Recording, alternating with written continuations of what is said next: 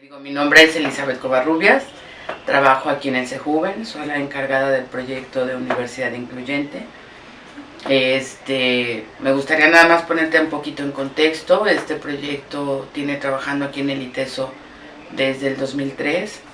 Hemos estado trabajando en el tema de la inclusión frente a la discapacidad.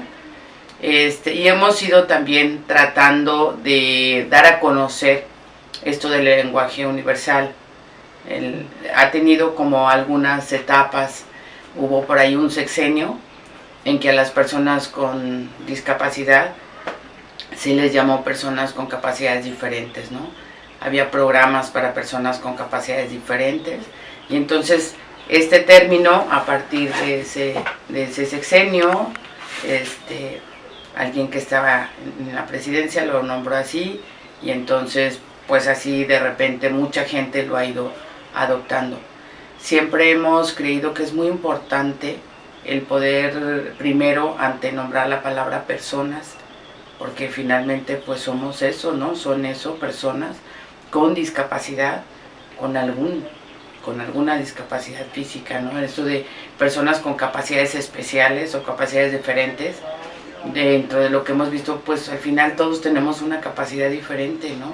A lo mejor yo tengo una capacidad que tú no tienes desarrollada, y tienes una capacidad que yo no tengo desarrollada, entonces podríamos ser ambos personas con capacidades diferentes, y pues llamarles especiales es algún tipo de exclusión. Y déjame decirte que no es mala voluntad, finalmente es como se había venido usando por falta de información, ¿no? Esto de, por ejemplo, las personas invidentes. Pues una persona ciega, una persona con discapacidad visual, no se le puede nombrar invidente, porque si él es invidente, pues entonces yo soy clarividente, ¿no? Invidente invalida también, ¿no? Lo mismo para personas con discapacidad motora, ¿no? Los minusválidos. Decir minusválidos implica que estamos hablando de menosvalía, ¿no? Entonces es persona con discapacidad motora, no minusválidos. O luego los letreros que encontramos de lugares para discapacitados. O sea, sería, ¿no? Discapacitados es como una pluralidad o plural, no. Es un espacio para personas con discapacidad, no para discapacitados. Es como, es hablar como mucho en plural y con poca valía, ¿no? De conocimiento. No hay mala voluntad. Yo sí estoy convencida de eso.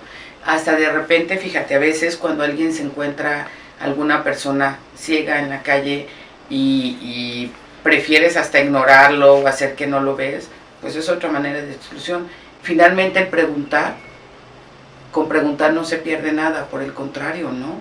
A lo mejor de veras yo voy y me acerco, el ciego probablemente no me pueda pedir ayuda porque no me ha identificado, no sabe quién está cerca, y si la persona que está cerca está dispuesta a ayudar. Pero si yo llego y yo te pregunto, oye, ¿necesitas ayuda? Pues si la necesita me va a decir, oye, sí, muchas gracias, y si no la necesita, pues igual va a voltear y me va a decir, no, muchas gracias, y yo no tengo por qué sentirme ofendido, ¿no?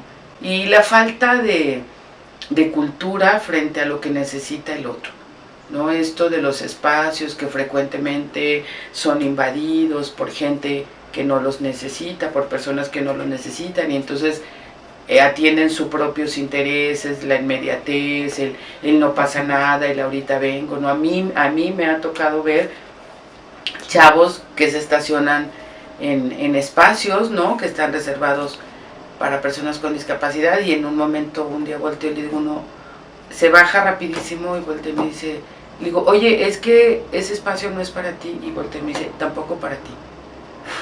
Y yo decía, a ver, espérame, no se trata como de el gandallismo, ¿no? De no encontré más cerca y aquí me pongo y no pasa nada. Sí pasa, de verdad.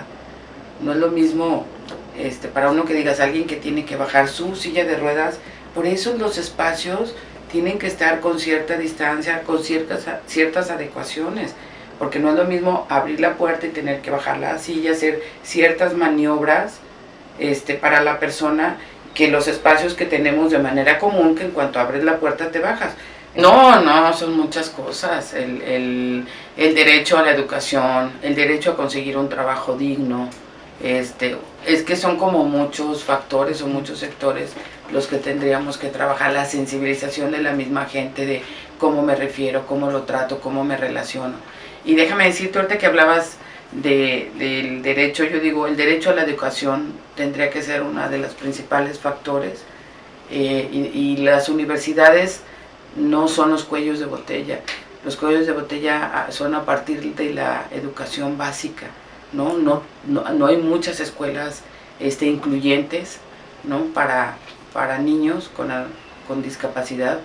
Entonces eso hace que pues la parte de oportunidades donde ellos puedan estar incluidos no sean de manera regular, ¿no?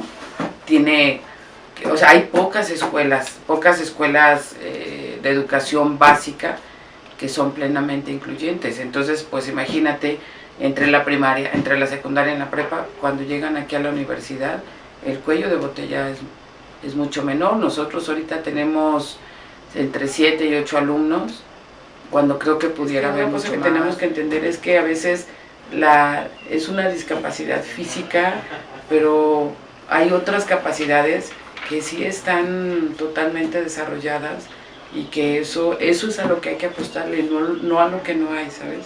En el ITESO, por la historia que yo he conocido, ha habido o existieron alumnos con algún tipo de discapacidad. En algunos años, por ahí, no tenemos un censo, no hay un registro muy específico. Lo que sí te puedo decir es que a partir del 2003, en un día de la solidaridad, ¿no? Se decide dejar ese día para el tema de la inclusión, porque ya había inquietud, ahí había algún grupo de alumnos y exalumnos con alguna discapacidad que ya estaban inquietos queriendo hacer algo con el tema, ¿no? Y sobre todo también en el rollo de la accesibilidad física de la universidad, que ellos la sentían necesaria. Y entonces a partir del 2003 que se genera este proyecto llamado Universidad Incluyente, en el cual hay un equipo de trabajo al que le decidieron llamar Capacidad para Incluir. Hemos ofrecido desde ese tiempo talleres de sensibilización a los alumnos del ITESO, sobre todo a los de primer semestre, durante mucho tiempo a través de la materia de PRU, que pertenecía al CFH, nos daban oportunidad de que impartiéramos los talleres de sensibilización, y creo que es otra manera. No solo tenemos que trabajar desde la parte de la accesibilidad física, sino que tenemos otra área que es la parte académica con los maestros, y por otra parte tenemos el contacto de los alumnos como pares, ¿no? Como compañeros de quien está aquí. Miedo, si lo hablo desde la persona con discapacidad, desde lo que yo platico con ellos, es cómo me va a ir, si voy a ser aceptado, si no voy a ser aceptado, si la demás gente se va a dar cuenta de mis capacidades que no tengo y no de mi discapacidad solamente, ¿no? Hasta de cómo voy a ser tratado por mis pares, por mis compañeros. Una pregunta que todo universitario se hace: ¿cómo me va a ir una vez que egrese de la universidad? Porque algo que es bien importante entender es que los mismos miedos que vive cualquier chavo sin discapacidad lo viven los chavos con discapacidad. Viven una vida muy similar, ¿no? Claro que ellos, cualquier chavo con discapacidad, hace un doble esfuerzo, de verdad hacen un doble esfuerzo en muchas cosas en su vida. Por otra parte, yo creo que de la sociedad, es decir, no les tengas miedo, dales la oportunidad, pueden laborar, pueden hacer cosas como tú y como yo, ¿no?